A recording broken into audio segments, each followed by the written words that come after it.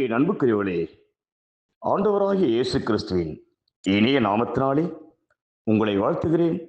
உங்கள் சகோதரன் மேத்யூ மாறன்.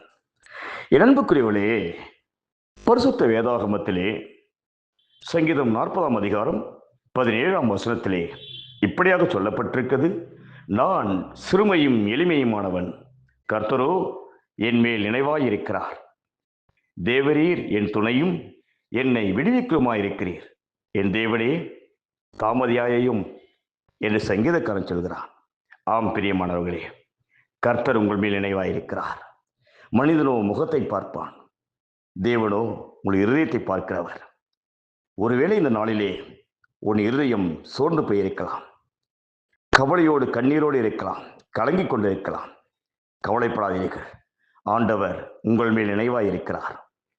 உங்களை காண்கிற தேவனாயிருக்கிறார், உங்களை விடுவிக்கிற தேவனாயிருக்கிறார்.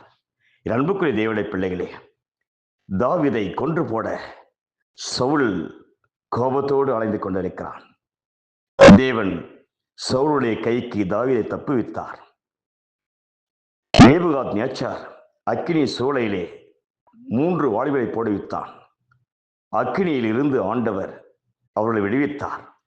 இந்த நாளிலே போல கூட அக்கினி போல சோதனைகள் வரலாம். சவுலை போல பிசாசு உங்களை துரத்தி கொண்டிருக்கலாம். கவலைப்படாதீர்கள், ஆண்டவர் இன்றைக்கு உங்களுக்கு விடுதலை கொடுப்பார். இன்றைக்கு கர்த்தர் உங்களுக்கு பெரிய ஒரு சமாதானத்தை கொடுப்பார். ஆகவே வேத வார்த்தையின் பிரகாரமாக தேவன் உங்களை விடுவித்து உங்கள் மேல் நினைவாயிருந்து உங்களுக்கு துணை செய்து சகலவித தீங்குக்கும், சகலவித பொல்லாங்குக்கும், சகலவித சாத்தானுடைய கட்டுகளுக்கு விலக்கி பரிசுத்த ஆவியானவர் உங்களுக்கு அடைக்கலமும் கேடகமும் துணையுமாயிருப்பார். இந்த காலை வேளையில அந்த வார்த்தையை கேட்கிற உங்கள் ஒவ்வொருவர் மீதும் தேவன் நினைவாயிருக்கிறார்.